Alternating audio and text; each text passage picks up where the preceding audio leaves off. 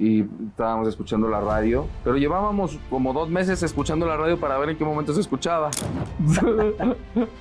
Y de repente estamos ahí dándole, y de repente, ¡pum! Tras de tus pasos, donde gira el filo de tu... ¡Ey, está sonando esto! ¡Ah! Y le cambiamos, tras de tus pasos, ¡no puede ser, güey! ¿Cómo crees? Y le cambiamos, y yo, ¡ah!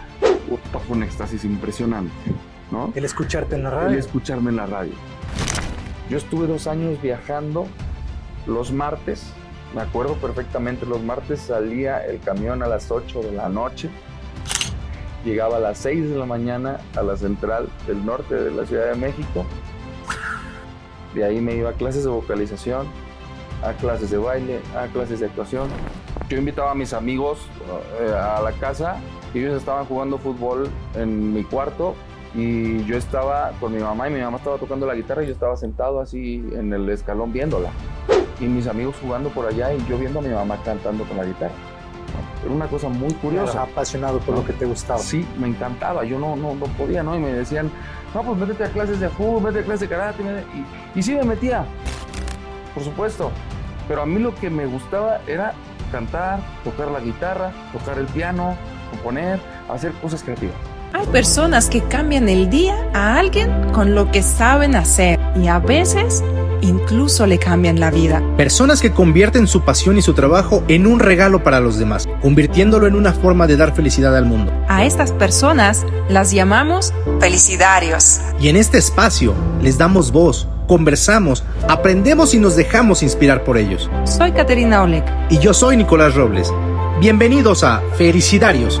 Un podcast para recordar que dar felicidad a otros es una forma de transformar al mundo.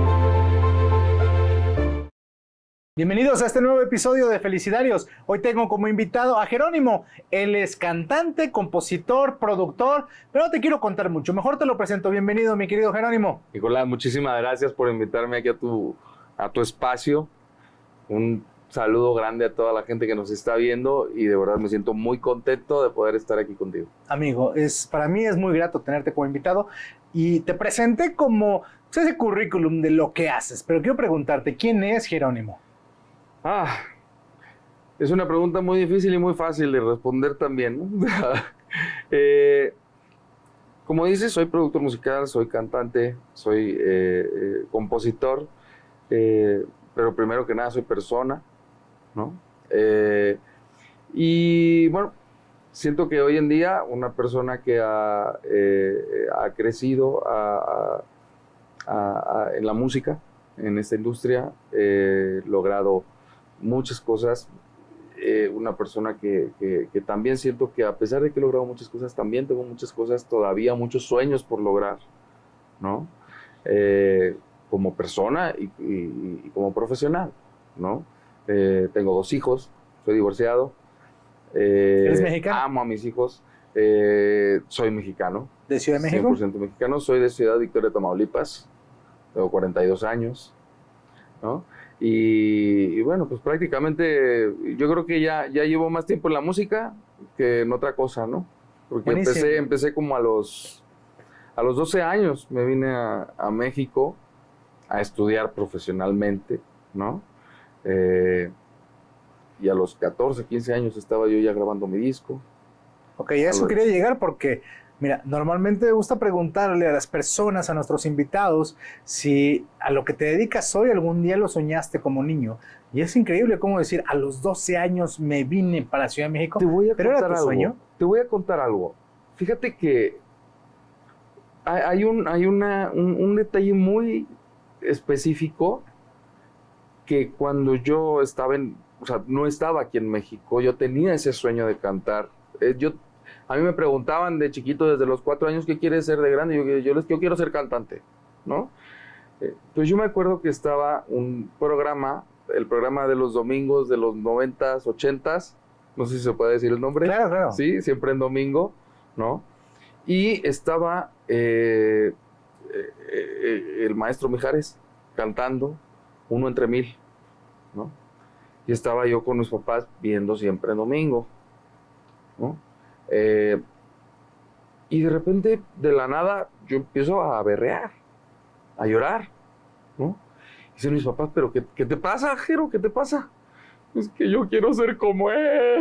Yo quiero ser, ¿no? Y creo que ese fue un punto de quiebre de mis padres, de decir, de verdad quiere serlo. O sea, no nada más está jugando, de verdad tiene ese deseo de estar ahí en la pantalla, de cantar, de esto, ¿no? Y para mí también fue fuerte, ¿no? Porque sí, de verdad, o sea, yo de repente me di cuenta, ¿por qué estoy llorando al ver a alguien hacer lo que yo quisiera hacer en la vida? ¿A qué se dedicaban tus papás?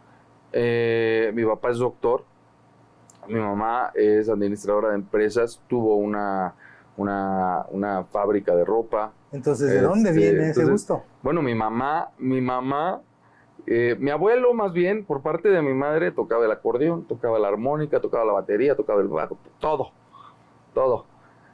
Mi mamá junto con sus hermanos tenían un grupo musical, eran 7. Tenían un grupo musical, uno en la batería, el otro en el bajo, el otro en las percusiones, los otros cantaban, y todos tocan un instrumento. Mi mamá toca batería, toca piano, toca guitarra y canta, ¿no? Tengo un tío, hermano de mi mamá, que fue director musical de muchos artistas en los 80s, de Alejandra Guzmán, de Timbiriche, de Ana Bárbara, de varios artistas, ¿no? Él fue, digamos, en la familia, pues el primero que se animó a decir, pues vamos a ver qué sucede, ¿no? En esta industria, en esto de la música, en esto de la artisteada, ¿no? Oye, te vienes para Ciudad de México, ¿pero te vienes solo o te vienes con la familia? Me vengo solo, pero a los 12 años. Entonces yo tenía que venir con mi madre o con mi padre, ¿no? Que en este caso pues fue mi mamá, ¿no? Me vengo con mi mamá. Una primera oportunidad fue justo a los 12 años, ¿no? Y creo que recién cumplidos. Y fue una entrevista en Televisa con Eugenio Cobo. Curiosamente, pues Eugenio Cobo es el director de actores de Televisa, no de cantantes, ¿no?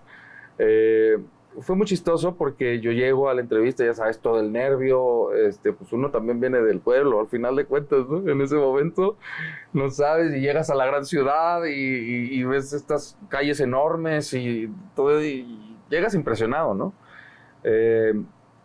Y llegas a Televisa y más impresionado todavía, ¿no? Dices, ay, mira, traigo colgado aquí el gafetito y me dejaron entrar, ¿no?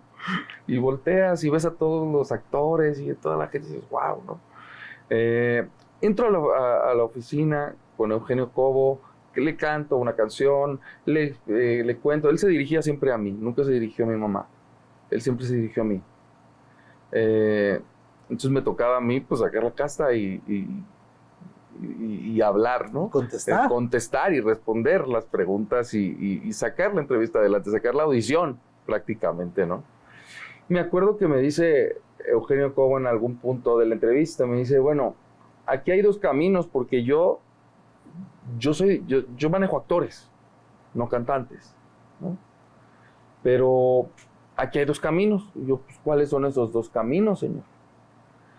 Me dice, pues, hay una persona que se llama Luis de Llano y hay otra persona que se llama Amparo Rubín, ¿no? Y yo, ¿y cuál es la diferencia? Me dice, pues uno te va a meter un grupo y otro te va a hacer solista. Yo, con el que me va a hacer solista, sin saber quién era. Con el que me va a hacer solista. Ok, perfecto. Levantó el teléfono el señor, hizo la llamada y yo tenía la cita con Amparo Rubín al día siguiente, ¿no? Salimos de ahí emocionados, felices de tener después una entrevista con Amparo Rubín, que Amparo Rubín es tía de Eric Rubín, ¿vale? Amparo, bueno, ganadora de Otis, ganadora de Diosas de Plata y de varios premios en películas, etcétera, ¿no? Compositora de mucha gente, ¿no? Y creadora de los talleres de capacitación artística de Televisa realmente, ¿no? Que claro, por supuesto, también se quedaron en Televisa, pero también ella hizo después su propia escuela, ¿no? Y era una escuela para cantantes y compositores, ¿no? Entonces, cuando yo llego con Amparo, que aparte, imagínate, a los 12 años me había cambiado la voz, pero tenía una cara de niño, sin barba, ya sabes, 12 años. Ujú. Y yo llegué cantando Tu reputación de Ricardo Arjona. Me dicen, oye, ¿y tú entiendes lo que estás cantando? Pues sí. Sí lo entiendo, ¿no? Es que está muy fuerte para tu edad. Sí, sí, pero sí, desde que lo entiendo, ¿no? Ok, perfecto. Y me acuerdo que me dice, Amparo, mira, me gusta mucho lo que haces, quiero que te prepares conmigo, pero quiero que sepas algo, aquí no entra gente menor de 18 años. Estoy haciendo una excepción, ¿no? Yo, ok, perfecto. Y se dirige a mi mamá y le dice,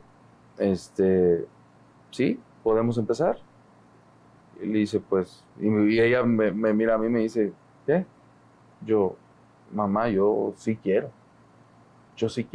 ¿no? ¿Y cómo le vamos a hacer con la escuela? ¿Y cómo le vamos a hacer con tus estudios? ¿Y cómo le vamos a hacer para...? No sé, pero yo quiero estar aquí, ¿no? Las clases eran 4 horas los martes y 4 horas los martes, 4 horas los miércoles y 4 horas los jueves. ¿Cuánto tiempo te viniste de primera instancia? ¿Cuánto tiempo estuviste en Ciudad de México? Te voy a decir una cosa, yo estuve 2 años viajando los martes, me acuerdo perfectamente, los martes salía el camión a las 8 de la noche, llegaba a las 6 de la mañana a la central del norte de la Ciudad de México, de ahí me iba a clases de vocalización, a clases de baile, a clases de actuación, a clases de todo lo que te pudieras imaginar, y al final, que era de 4 a 8, el taller de Amparo Rubín, el día siguiente igual, ¿no? Y la clase de Amparo Rubín, que el miércoles era de canto, el jueves era de composición, ¿no? Y yo me tenía que salir a las 8 en punto de la clase, ni un minuto después, porque si no llegaba tarde a la central de autobuses, porque yo llegaba a la central de autobuses y viajaba toda la noche y tenía que bajarme del autobús, ponerme el uniforme de la escuela y llegar a la escuela, ¿no? ¿Qué logramos en la escuela? Me tocaba hacer los exámenes en fines de semana, me tocaba, pues, con mis amigos de la escuela, pues pásame los apuntes y los fines de semana ponerme a hacer esas cosas. ¿Tienes hermanos? Tengo un hermano mayor. ¿A qué se dedica? Sí, él es productor musical. Te quiero preguntar porque yo creo que debe de ser duro ver cómo la atención de los padres van hacia un hijo. La atención y me imagino que también los recursos económicos, porque no es nada barato estar viajando cada semana. Fíjate que mi hermano, yo siempre, bueno, mi primera maestra fue mi madre, ¿no? Mi madre, yo me acuerdo que yo invitaba a mis amigos a la casa y ellos estaban jugando fútbol en mi cuarto y yo estaba con mi mamá y mi mamá estaba tocando la guitarra y yo estaba sentado así en el escalón viéndola. Y mis amigos jugando por allá y yo viendo a mi mamá cantando con la guitarra, ¿no? Era una cosa muy curiosa. Claro, apasionado por, ¿no?, lo que te gustaba. Sí, me encantaba. Yo no podía, ¿no? Y me decían, no, pues métete a clases de fútbol, métete a clases de karate. Y sí me metía, por supuesto. Pero a mí lo que me gustaba era cantar, tocar la guitarra, tocar el piano, componer, hacer cosas creativas. Eso era lo que me gustaba y eso era lo que me apasionaba y en eso me pasaba todo el tiempo. O sea, de verdad, era salte de la batería y termíname la tarea. Claro.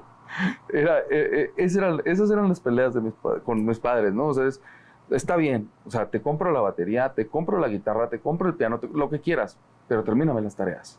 Ok, ¿no? ¿Cuál es el siguiente paso después de que estás estudiando? ¿Comienzas a grabar? Fíjate que, bueno, te cuento, estuve 2 años yendo y viniendo, ¿no? Yendo y viniendo cada semana. Este proceso de estar en el autobús de noche y estar 2 días en la Ciudad de México y regresar y tener que regresar a la escuela, hacer exámenes en fin de semana, etcétera, etcétera, duró 2 años, ¿no? A los 2 años me dicen, Amparo, ya estás preparado y yo ya tengo ganas de hacer algo contigo. ¿Quieres hacerlo? Todavía me pregunta ella, ¿quieres que yo sea tu productora realmente? Si no, no hay ningún problema y piénsalo bien, porque yo soy una persona obsesiva, soy una persona muy exigente, llevo muchos años en la carrera y me voy a jugar también mi nombre por ti, ¿no? Y yo, sí. ¿Estás seguro? Sí, estoy seguro. Te vas a tener que aplicar el triple, no importa. Yo le entro. Y entonces, y ahí fue donde nos fuimos, donde ya nos venimos a vivir a México. Se viene mi hermano a vivir a México también. Mi papá se queda en Victoria, trabajando. Mi mamá se viene a cuidarnos. Mi hermano mayor, 4 años mayor que yo, tampoco mucho más grande que yo. Pero pues sí, un poco ejerciendo el papel ya no del hermano mayor, sino un poco también cuidando a mi madre también, ¿no?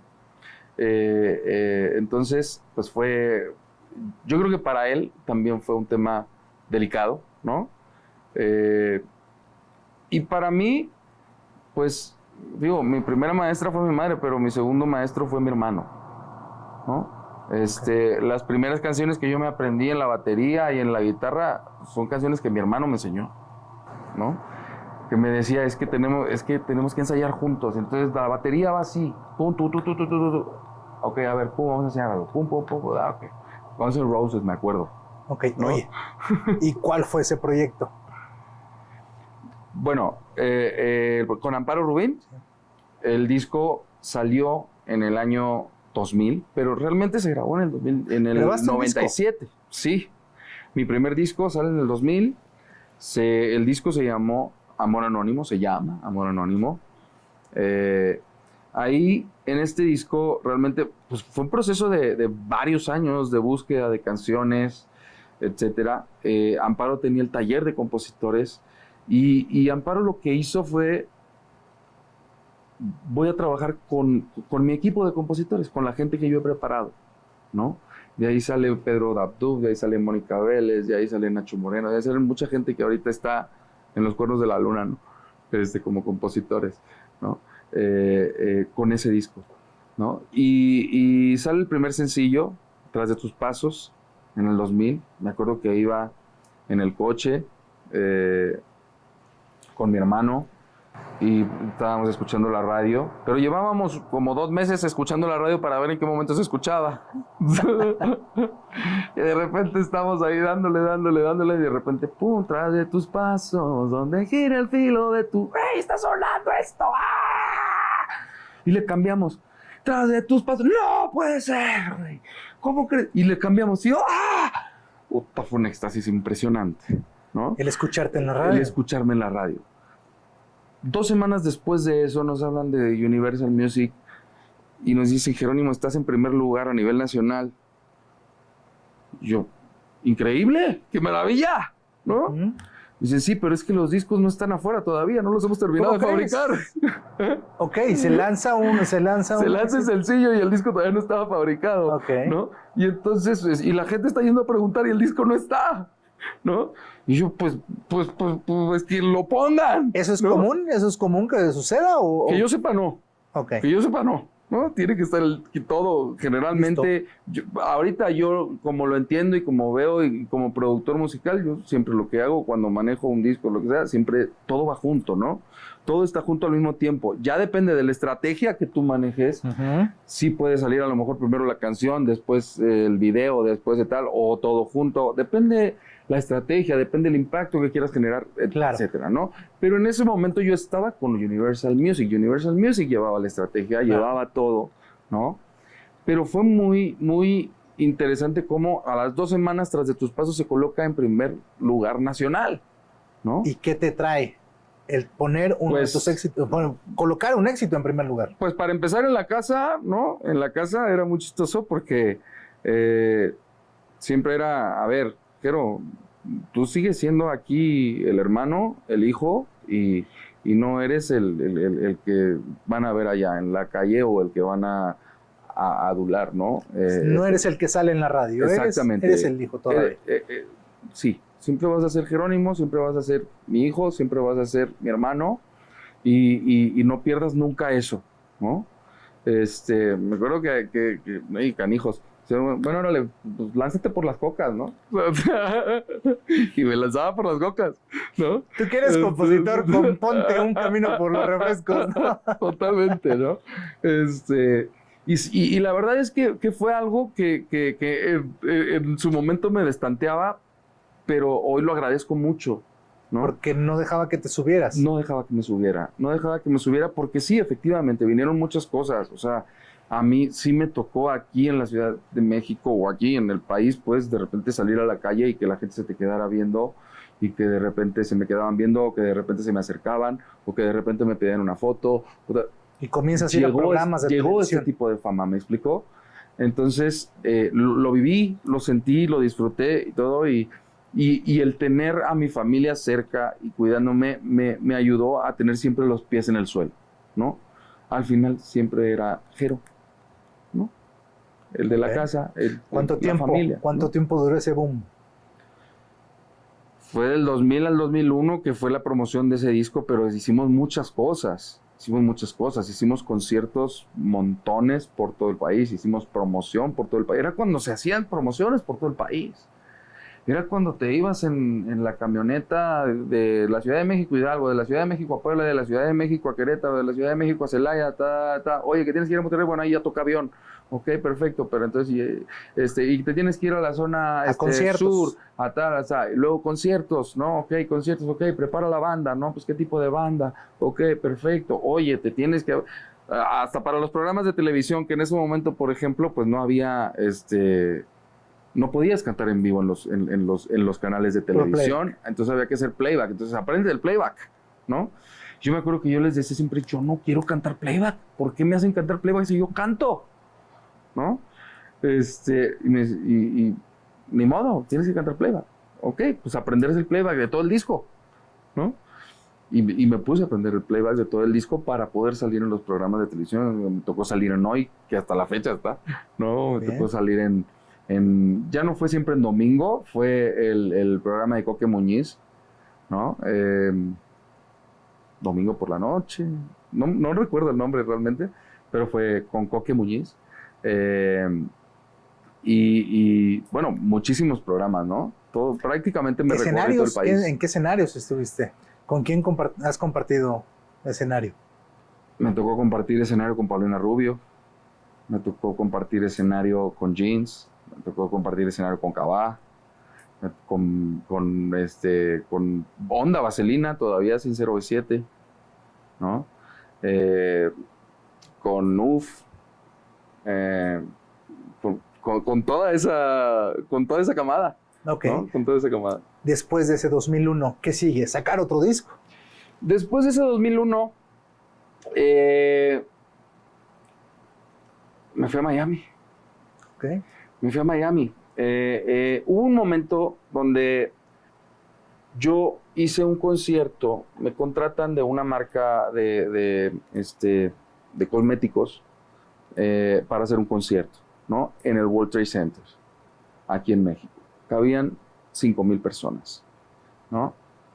Era un evento enorme para mí, ¿no? 5,000 personas. No es cualquier cosa, ¿no?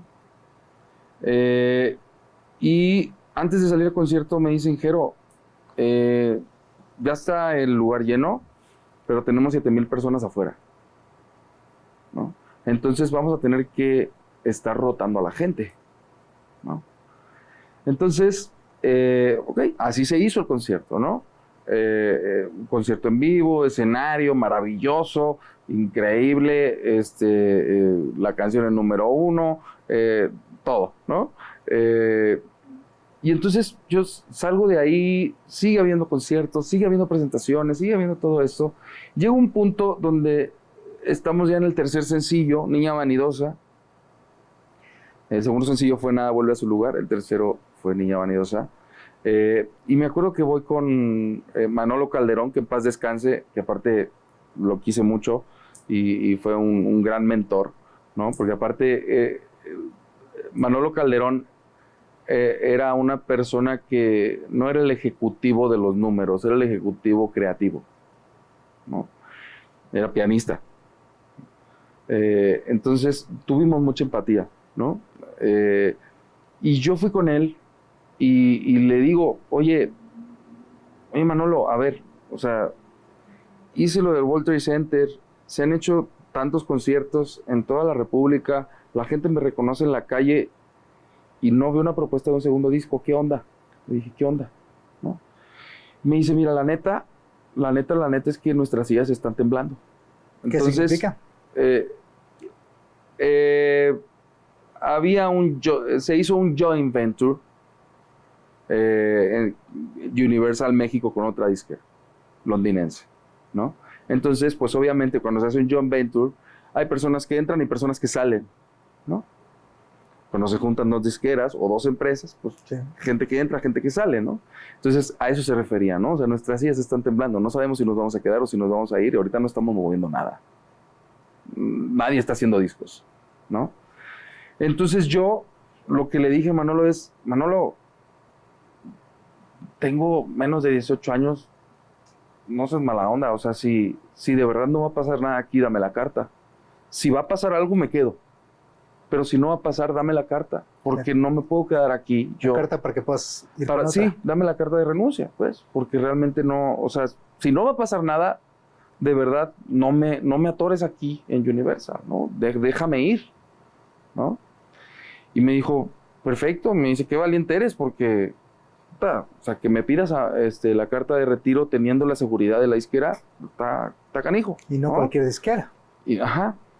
Yo le dije, sí, pero pues es que, o sea, entiende que, o sea, soy un niño o un adolescente, ¿no? Soy un adolescente y no puedo frenar mi carrera en este momento, ¿no? Prefiero tener una carta de retiro y volver a empezar que estar estancado aquí no sé cuánto tiempo. Y no por culpa tuya ni por culpa de Marco Bisi, que también Marco Bisi fue parte de la contratación mía, que Marco Bisi está en Miami, un gran amigo también, que todavía tengo comunicación con él, ¿no? Y bueno, pues básicamente me dieron la carta, ¿no? Y fue cuando me voy a Miami. Ahí es cuando me voy a Miami, ¿no? Probar suerte, no conocía yo a nadie. ¿Y por qué te vas a Miami? Para mí era pues la capital de la música. O sea, un músico que quiere crecer debe irse a Miami. Mira, yo no sé si un músico que quiera crecer necesariamente tenga que irse a Miami. No sé si es una necesidad. Creo que no. Creo que la necesidad más bien es aprender, ¿no? Es ser humilde, ser honesto y tener esa humildad de aprender, de crecer siempre en la música, ¿no? Creo que eso sí es la necesidad. Pero pues puedes aprender aquí o en China, ¿no? Solo que pues a mí me tocó Miami. Ser humilde en Miami. Entonces, la verdad es que no conocemos a nadie. Nos fuimos, sí, de la mano de un manager, ¿no? Pero que también fue a experimentar un poco, ¿no? Lo que teníamos seguro era un estudio de grabación, punto. Eso es lo que teníamos seguro. Un estudio de grabación, perfecto. Y dije, bueno, perfecto. Ahí tenemos por lo menos donde crear, ¿no? Y después veremos qué sucede, ¿no? Obviamente también estaba esta situación de, bueno, pues yo quería aprender inglés, ¿no? Seguir estudiando, aprender más música, aprender más géneros. Y viene aquí un cambio también musical mío, ¿no? Donde de repente de ser pop o pop rock, ¿no? De repente mi música se convierte en pop latino, ¿no? Porque te estoy hablando de que yo llego en Miami en el 2001, 15 días después de la caída de las Torres Gemelas. No. ¿No? Entonces, bueno, llego a Miami. Me acuerdo que llegamos a Miami, nos fuimos en coche, fueron 4 días de viaje. Wow. Y llegamos a una gasolinera y dijimos, esto ya es Miami, ¿verdad? Parece, ¿no? Ya se siente el clima, ya se siente la tierrita del mar, ya se siente... Sí es Miami, ya era una gasolinera. Dijimos, sí es Miami. Vamos a cargar gasolina y vamos a buscar dónde se supone que nos vamos a quedar a vivir. Tal cual, o sea, no traían el plan bien hecho, traían una propuesta. Teníamos una propuesta, sí teníamos, por supuesto que sí, rentamos desde México un lugar donde vivir, ¿no? Uh-huh. Pero pues no conocemos Miami, veníamos en nuestro propio coche y íbamos por 6 meses, ¿no? Íbamos por todo el tiempo que yo me quedé. Yo me quedé ahí 7 años, ¿no? Íbamos por 6 meses. cuando de repente en 3 meses van ocurriendo tantas cosas y empiezo a conocer a Quique Santander, a Gustavo Santander, a José Miguel Velázquez, a Tommy Torres, a Emilio Estefan, a un montón de gente, vale la pena quedarse aquí. Claro, por los contactos. Claro, vale la pena quedarse aquí y entonces pues tramitamos las visas de trabajo sí, las visas de trabajo, ¿no? Y logramos quedarnos más tiempo, ¿no? Entonces, pues a disfrutar y a luchar por lo que queremos, ¿no? Éramos mi hermano y yo, mi hermano productor, yo cantante, ¿no? Mi hermano aprendiendo producción, yo aprendiendo a cantar mejor y a desarrollarme y también igual, clases de todo, ¿no? Clases de canto, clases de vocalización, clases de baile, clases de actuación. Me llama la atención, ¿no? Lo que dices, o sea, ya habías grabado un disco, pero seguías preparándote como cantante. Y hasta la fecha. Todavía. Y hasta la fecha me sigo preparando. Bien. Yo hasta la fecha me sigo preparando. Yo siempre que ¿Es llega normal alguien... eso en los músicos que se sigan preparando? Para mí sí. Para mí sí. Y para mucha gente yo siento que sí. Creo que hay mucha gente que de repente dice, yo ya lo sé todo. Yo ya para qué me preparo, ¿no? Creo que también hay mucha gente, ¿no? Sí, eso es lo que yo siento, ¿no? Yo creo que uno nunca deja de aprender y la música siempre, desde que yo conozco la música, ha estado en constante cambio. Sí. Es imposible dejar de aprender si la música está en constante cambio. Claro. ¿Y lanzas disco en Miami? No. ¿Qué pasó? En el 2004 me llama una disquera independiente de España. Dicen, escuchamos tus canciones, tus demos, y queremos que vengas en el 2004, en el verano del 2004, queremos que vengas 3 meses a hacer una gira de conciertos. Te vamos a dar 30 conciertos, pagados en tanto, una maravilla. Oye, ¿no? Una cosa así que decías, wow, ¿no? Y aquí te quiero preguntar, porque seguramente hay muchas personas en la audiencia que son músicos, que son cantantes, que están en el medio. Pero la pregunta es, ¿qué hay que hacer para que otras disqueras, otros representantes, otros managers alrededor del mundo sepan de ti? Porque hay que hacer algún ruido. Hoy me queda claro que las redes sociales nos ayudan mucho, pero en el 2004, ¿cómo llegó ese contenido o ese material a estos representantes? Por los contactos. Por los contactos. Miami es un lugar multinacional. Es un lugar donde encuentras gente de México, gente de Colombia, gente de Venezuela, gente de Europa, de diferentes lugares de Europa, gente de diferentes partes de Estados Unidos. Entonces, rodearte, ¿no?, de las personas adecuadas. Miami es un lugar donde se habla Spanglish, para empezar, ¿no? Sí. Es muy raro hablar inglés allá, ¿no? Un inglés completo es muy extraño, ¿no?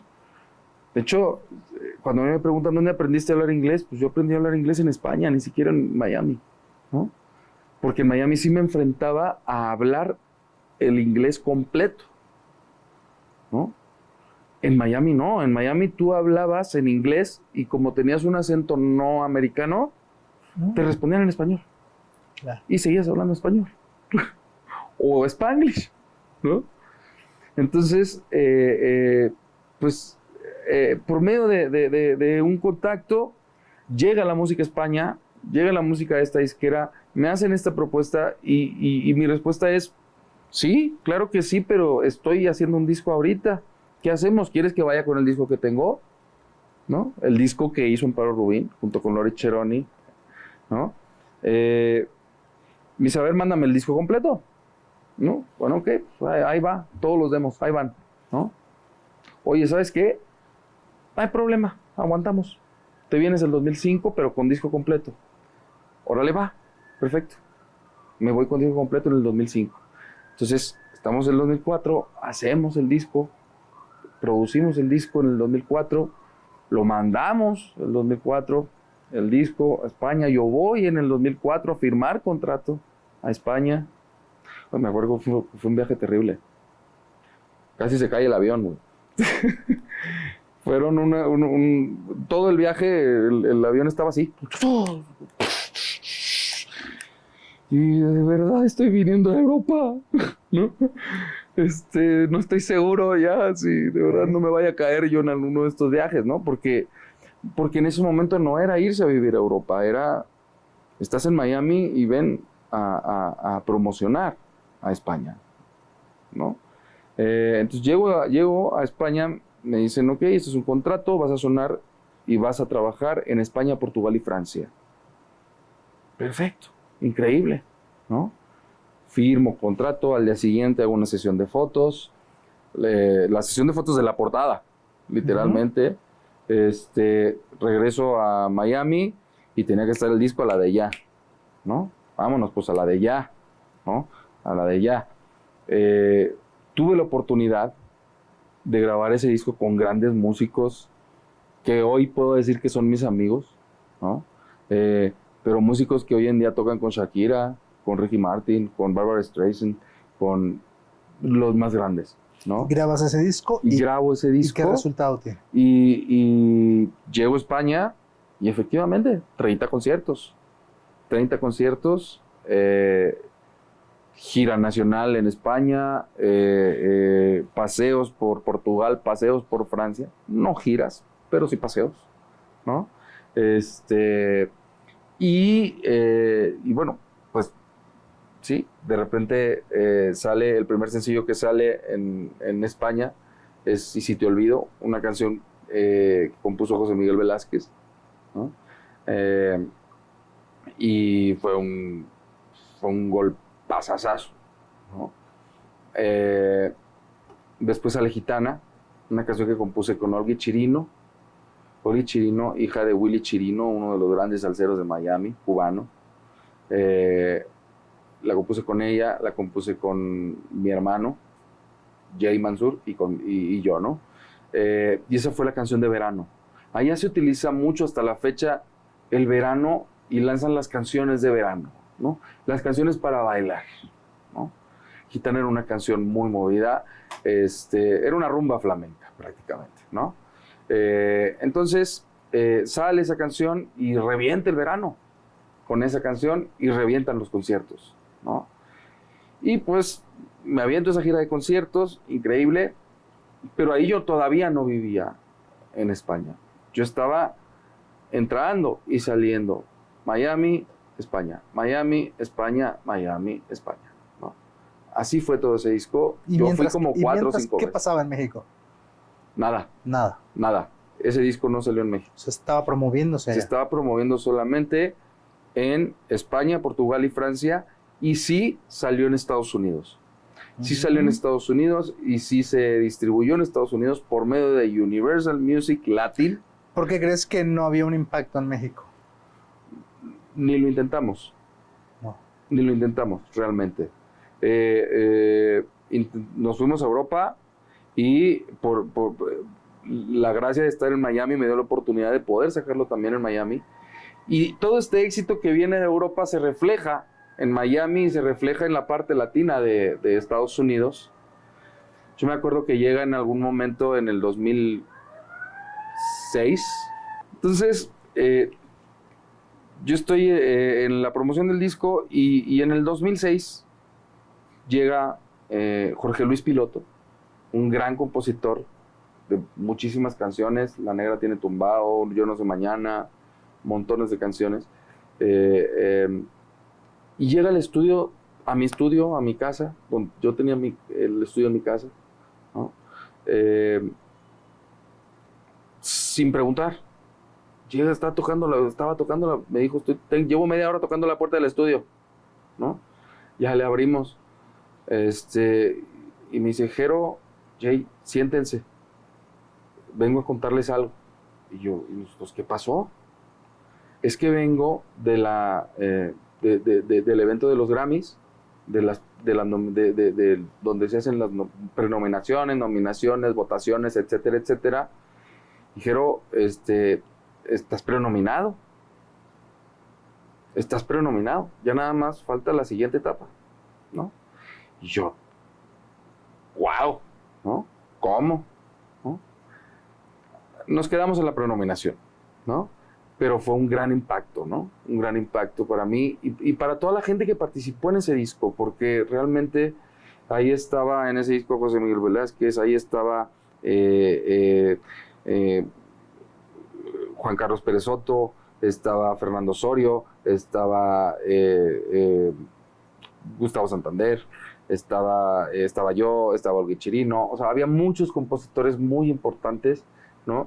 Que tuve pues la oportunidad de trabajar con ellos, lo tengo que decir así, ¿no? No tuve la oportunidad de que ellos me abrieran la puerta, de que creyeran en mí y de que me dejaran escribir con ellos, aprender de ellos y lograr hacer esas canciones, ¿no? Y otras canciones que también eran de otras gentes, no solo mías, ¿no? En ese disco creo que había solamente 5 canciones mías y el resto eran canciones de otros compositores que me cedieron. ¿Y qué tal le fue ese disco? Le fue muy bien, le fue maravillosamente.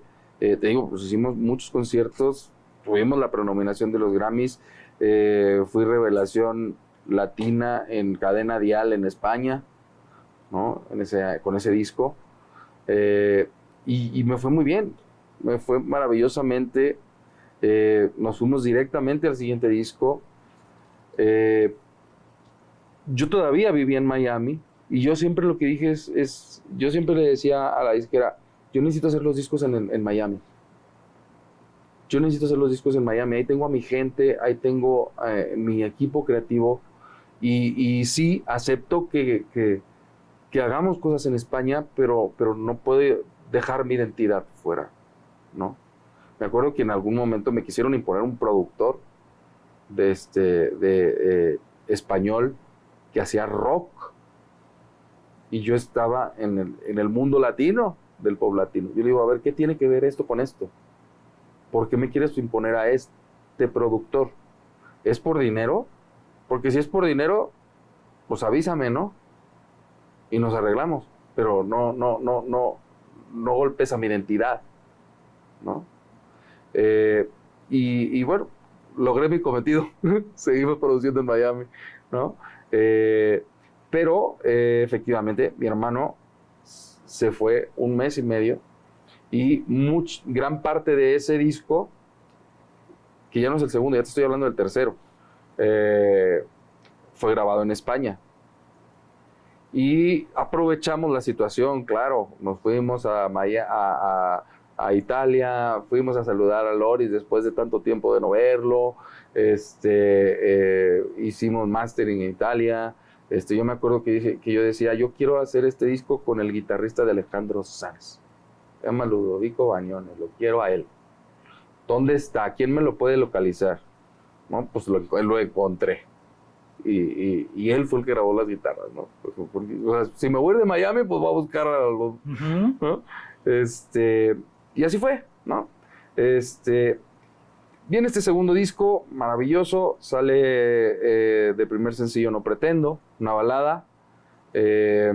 Después sale Descubriendo Caminos, una canción movida también. Volvemos a la etapa del verano. Después sale Amarte, otra balada. Y muy bien, muy bonito, porque el primer disco fue solamente radio, ¿no? Y promoción en prensa, radio, televisión, ¿no? Pero este segundo disco, con No Pretendo, se coloca el video en la televisión y entonces empiezo a ver este reflejo del inicio que te comentaba con Tras de tus pasos con el primer disco, ¿no? Cuando empiezas a salir a la calle y te empieza a ver la gente así como extraño, como de ¿será, no será? ¿Será o no será? ¿No? Y dices, qué bonito, ¿no? Qué bonito empezar a sentir eso. ¿Cuántos discos has grabado? 5. 5 discos. 5 discos. ¿Uno mejor que el otro? No. Yo creo que más bien uno diferente, cada uno diferente que el otro. ¿Y con resultados? ¿Cuál ha sido el mejor? Cada uno ha tenido resultados diferentes, ¿no? El primer disco, Amor Anónimo, aquí en México, pues me dio la oportunidad de poder ir a Miami, ¿no? Me dio la oportunidad de poder llegar a Miami y decir, tengo un disco que fue número 1, Eso me dio mucho a mí. El poder decir, tengo un disco número 1 en México, por eso vengo aquí a Miami, eso a mí me dio mucho, ¿no? Después ir a España y regresar a Miami y decir, amigos, lo logramos. Sí, lo hicimos. Y tenemos disco en España. Y estamos sonando en España, ¿no? Y aparte llega la prenominación. No importa, no fue nominación, no importa. Yo estoy chavo, no importa, lo vamos a lograr, ¿no? Sale el tercer disco y viene el premio Revelación, en Cadena Dial. Vienen, ahí ya no eran 30 conciertos, ahí ya eran 60. Ahí ya era vivir en España, ahí ya me fui a vivir a España, ¿no? Que para mí también eso era una cuestión, fue una cuestión que hoy veo, en ese momento no lo veía, pero hoy lo veo, ¿no? Cuando yo llegué a México, fue empezar de cero, ¿no? Cuando voy a Miami, fue empezar de cero. Cuando llego a España, fue empezar de cero, ¿no? Entonces era como, ok, empieza de cero y vuelve a comenzar y hazte de nuevo, renuévate, ¿no? Entonces era pues volver a conectar, volver a buscar gente, volver a buscar contactos, volver a conectarte con esa gente que es clave en tu desarrollo profesional y personal también, ¿no? Porque en ese momento yo en España sí ya estaba solo. Ahí ya no estaba mamá, ahí ya no estaba papá, ahí ya estaba yo solito, ¿verdad? Entonces era pues aprender a desarrollarse solo, aprender a vivir solo, a lavar los platos, a hacerse de comer, a lavar la ropa, a limpiar el cuarto, ¿sabes? A todo eso, ¿no? 5 discos. ¿Cuándo fue el último disco que grabaste? En el 2012 fue el último Estamos hablando disco. de hace 13 años. Sí, exactamente. ¿Por qué? Pero ese 2012 fue el disco, salió en España, Nada Queda, fue una balada, también le fue muy bien, pero ahí sí tocamos México, Me voy para México, me vengo para México en el 2010, gira nacional como se hacía en los 2000s y 90s, ¿no? Quisimos hacer eso, ¿no? Logramos hacer eso de la mano de la disquera española. Y me aviento la gira y era impresionante e increíble para mí porque la gente que me había escuchado en el 2000, en el año 2000, en el 2012, 13 y 14, ahí estaban y se acordaban de mis canciones y estaban apoyándome y ahí estaban, ¿no? Llega Nada Queda, perdón, no es cierto, Nada Queda fue el segundo sencillo, el primer sencillo fue Fugitivo, perdón por el error. El primer sencillo fue Fugitivo, llegó al top 20 en Monitor Latino, fue cuando hacemos la gira. Luego llega Nada Queda, llega Televisa, con los pantallazos de este artista nuevo y la canción y todo. Y la canción se queda en el top 1 como por 4 semanas y se coloca como contando, son como 10 semanas en el top 10 y en el top 20 son casi 25 semanas. ¿Cómo logra un músico ponerse en el top 10 de México? Que entiendo que no tengo idea, hermano. Que es un mercado difícil. No tengo idea. Hasta la fecha no tengo idea. Gracias a la gente que lo ha hecho posible. Porque yo creo que esto es yo creo que uno crea, uno se conecta y la gente decide. Hay un momento en el que tú ya no tienes control. El control lo tiene la gente. Bien, entonces sacas ese quinto disco. Saco ese quinto disco con esos números y con esas cosas increíbles. Y viene queríamos hacer el sexto disco, hicimos el sexto disco, pero fue un disco que curiosamente no me gustó. Me gustaban las canciones, me gustaba la producción, incluso me encantaba la producción. Lo produjo mi hermano, igual que los discos anteriores, pero no era yo. ¿Cómo que no eras tú?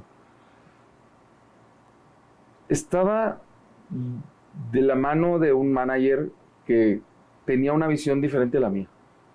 No voy a decir nombres porque no me gusta. Pero era el primer mal, disco, ¿no? en el que estaba este manager. Ajá, sí. Era el primer disco en el que estaba este manager, ¿no? Y pues confiando nos dejamos dirigir hasta cierto punto. Y cuando yo lo escucho terminado, le digo a mi hermano y le digo al manager, este disco no sale. Es que no soy yo. Y le digo al manager, es que tú quieres que la gente, que los chavitas de 15 años me sigan, y yo ya tengo yo tengo 30 años, ¿no? Ya no le gusta a las niñas de 15. ¿Cuánto tiempo le invertiste a ese disco? ¿Cuánto dinero? Déjate tiempo. Empezando por tiempo. Fueron 6 meses. 6 meses. ¿Cuánto dinero se le invierte a un disco? Pues depende. Es que yo tenía la gracia de que mi hermano era productor, ¿verdad? En ese momento, ajá. Pero en ese momento eran 300,000 pesos por lo menos. ¿No? ¿Qué implica decir no sale el disco? Mira, pues profesionalmente, ¿no? Es una cuestión de decir, bueno, pues, o sea, asume las consecuencias de... ¿Cuáles son? Que no vas a estar ya vigente. O cómo le vas a hacer para seguir vigente sin un proyecto vigente, actual, ¿no? Porque independientemente de que en ese momento no estábamos en la etapa de la inmediatez como es hoy en día, ¿no? Canciones de 2 minutos y medio, sencillos de 3 semanas, etcétera, etcétera. En ese momento duraban todavía 4 meses, 6 meses los sencillos. Hoy no, ¿no? Entonces, pues era como mantenerse vigente, ¿no? Profesionalmente hablando. Personalmente fue bien duro. Fue bien duro para mí porque pues prácticamente fue retirarme de la música, pero sin decir que me retiraba de la música, porque yo no quería retirarme de la música, ¿no? Es cuando empiezo a producir por mi cuenta, ¿no? A convertirme en productor musical por mi cuenta. Traía producciones ya atrás en España. En España me tocó producir a Toñi Salazar, me tocó trabajar con Pastora Soler en la producción de Pero en ese Eurovisión. momento cambias tu carrera de cantante por producir. Sí. Cambio mi carrera de cantante por producir para seguir en la música, para seguir haciendo música, para seguir alimentándome de la música. Ok, no tenía pantalla. Perfecto, no hay problema. ¿Y qué pasó? El éxito no es ser famoso, el éxito es sentir esa satisfacción de estar haciendo lo que te gusta y disfrutarlo y sentirte realizado. Ok.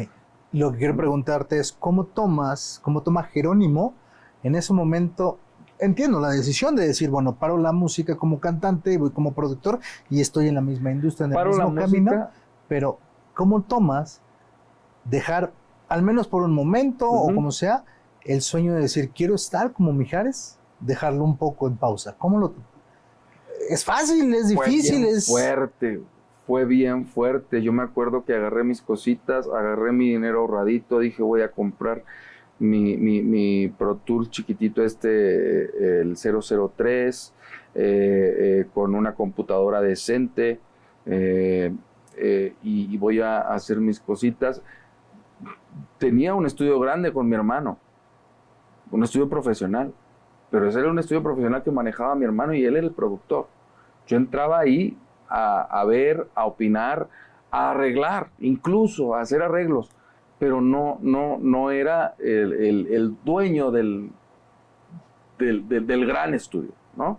Entonces me voy a vivir solo, me pongo mi estudio, ¿no? fueron 2 años, te lo comenté ahorita un poco fuera, 2 años de depresión. No me di cuenta que era una depresión, porque yo no sabía que era una depresión, ni siquiera. Simplemente estaba triste, estaba como, no me gusta esta vida, ¿qué onda? Me casé, tuve 2 hijos.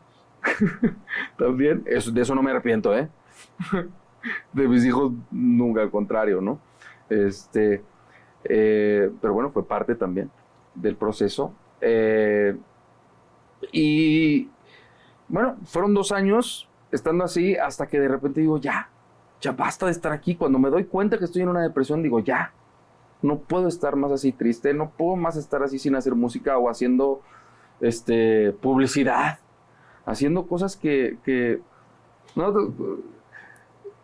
es que uno como creativo, ¿no?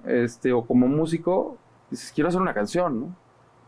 Y hacer publicidad necesito 30 segundos de tal, y 10 segundos de tal, y 5 segundos de tal. Ya no estamos hablando de compases, ni de tempo, ni de acordes, ni de música. Ok, pero paras ahí, ¿pero sigues componiendo? Sí, siempre.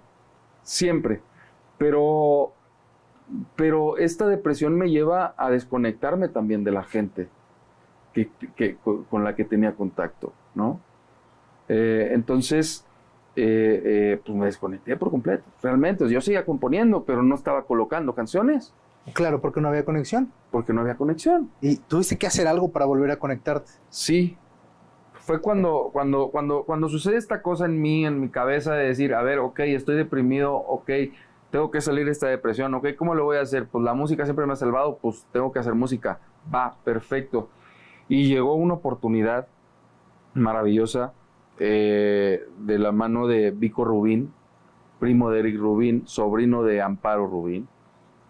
Curiosamente volvemos al inicio, ¿no? Me habla y me dice, oye, Jero, tú tienes un estudio, ¿no?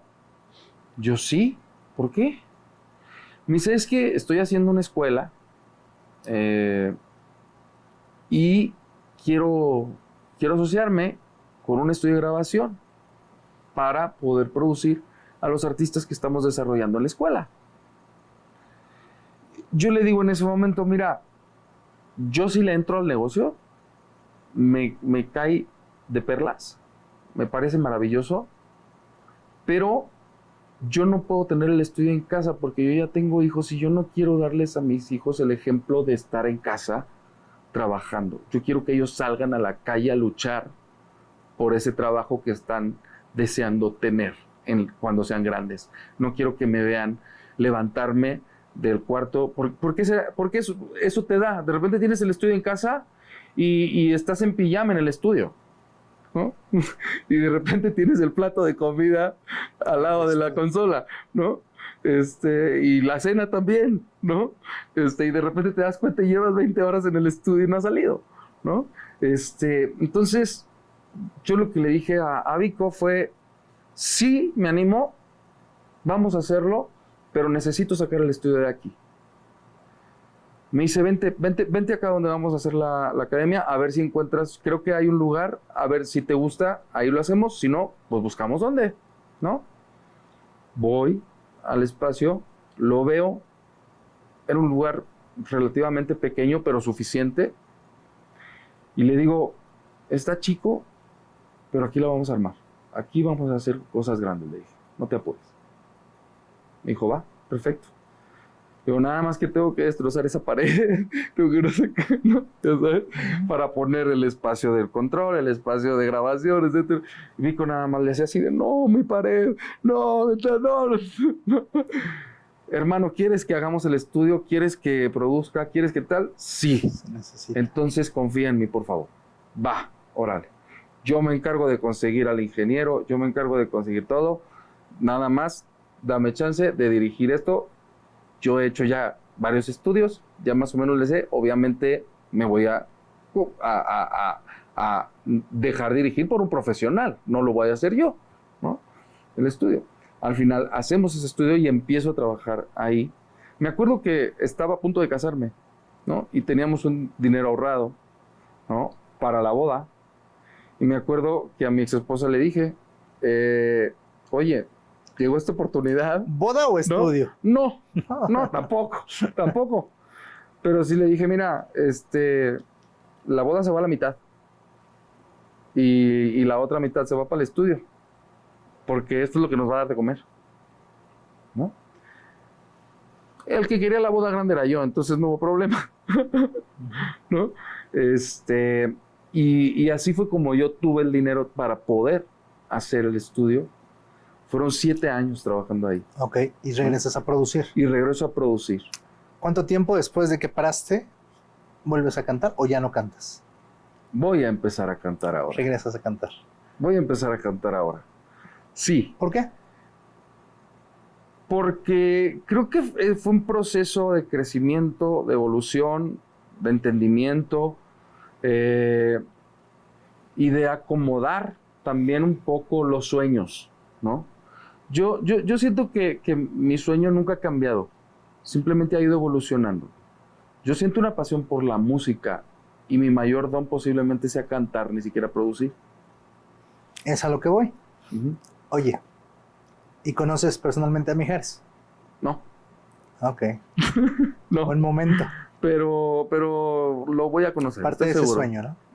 Lo quiero conocer y quiero contarle esta historia. Te pregunto, no sé qué tanto los músicos llegan a tener este vacío, ¿no? Donde no se conectan por no estar haciendo lo que les apasiona, tanto en el género o por tener malos managers o por no estar en un proyecto que deberían estar. Yo te escucho a ti y digo, wow, qué increíble poder conectarte para poder componer. 2, y reconectarte para volver a cantar. Yo creo que eso es muy meritorio, pero yo te quisiera preguntar qué le dirías a esas personas que están hoy sintiendo un hueco en la vida y que no saben hacia dónde van. Que busquen acá adentro, hermano. Que busquen acá adentro. Acá adentro es donde está la respuesta. En el corazón. En el corazón y se siente en la panza también, ¿no? Si tuvieras un mensaje que pudieras darle a todo el mundo, en todos los idiomas, pero tuvieras unos instantes para dar un mensaje, ¿cuál sería? Que persistan, que aguanten, que conozcan la paciencia, la persistencia y que no... que aguanten esos 10,000 nos. Porque el 10,001 es el sí. Es el sí. Que aguanten esos 10,000 nos. Porque viene el sí. Cuando tú persistes, cuando tú aguantas, cuando tú estás para adelante y cuando tú tienes ese sueño en tu cabeza, cuando tú te viste en el escenario, cuando tú te viste en el estudio haciendo esa producción, cuando tú soñaste estar en... yo soñé estar en los eventos de los Grammys, ¿no? ¿Y sabes qué me pasó? Yo entraba gratis a los eventos de los Grammys. Claro. Yo entraba gratis a los eventos de los Grammys. No necesitaba ni pase. Yo entraba gratis a las fiestas de las disqueras de los Grammys. Por un sueño. Porque lo tenía aquí en la cabeza. Lo soñé. Y la gente llegaba y me invitaba. Bien. Yo creo que todo está aquí. Querido, ¿no? pero... Y definitivamente creo que también esos malos momentos también estuvieron aquí y se realizaron. Bien. Y volvieron los buenos y se están realizando, ¿no? Por eso ahorita quiero cantar. De forma consciente hay que saber cuáles son los pensamientos que nos benefician tener. Sí. ¿De acuerdo? Querido Jero, aquí les hago una pregunta siempre a los invitados. Si tuvieras la oportunidad de tomarte una pastilla y borrar algo de tu vida, sin que eso cambie, que lo sepas, que tengas la experiencia, que seas quien eres hoy, o sea, tal cual, pero borrarías algo de tu vida. ¿Qué sería lo que borrarías? Nada. Sin decirme nada, porque no, creo que es un cliché decir, no cambiaré nada porque todo eso me ha convertido en quien soy. Pero Sí. te estoy diciendo, tú seguirías siendo el que eres con los conocimientos y la experiencia. Pero tuvieras la oportunidad de borrar algo, ¿qué sería? Es que no puedo, dejaría de ser yo, Nico. Okay. Dejaría de ser yo. O sea, sin esos tropezones, sin esos triunfos, sin esas experiencias, sin estar cantando en escenarios con 20 personas, con 3,000, con 10,000, con 50,000, con 100,000. Oye, un día, dentro de esta depresión, ¿no? Cuando salgo, ¿no? Cuando voy saliendo, digo, a ver, Jero, acuérdate lo que soñabas cuando eras chavo, ¿no? Tú dijiste que ibas a cantar en el Auditorio Nacional, que ibas a cantar en el Estadio Azteca. Y yo ya había hecho eso. Y no me había dado cuenta. ¿No? Yo ya había cantado en el Estadio Azteca, en la fiesta de Navidad de Televisa. Yo ya había cantado en el Auditorio Nacional porque le abrí la gira completa a Prince Royce. Y me llevó a Guadalajara, Monterrey y México en el Auditorio Nacional. Yo había logrado ya mis sueños, pero no me había dado cuenta. ¿No? Entonces, por eso fue, pues, entonces ahora que sí, pues seguir adelante. Busca más. ¿No? Este podcast se llama Felicidarios. ¿Qué viene a tu mente cuando escuchas la palabra felicidad? Soñar. Soñar y no rendirse. Para mí eso es la felicidad no es constante. La felicidad no es un estado constante. La felicidad son esos momentos pequeñitos que te da la vida, ¿no? Y que van formando a tu persona. Yo sí me atrevo a decir que el que crea que la felicidad es constante está equivocado. ¿Qué viene a tu mente cuando escuchas felicidarios? Felicidarios. Pues gente que es feliz, ¿no? ¿Bien? Gente que es feliz. Uh-huh. Muchísimas gracias por esta entrevista, mi querido Jero. Que sirva como un mensaje de no dejar nuestros sueños a un lado y de persistir. Totalmente. ¿Cómo te encontramos en tus redes sociales?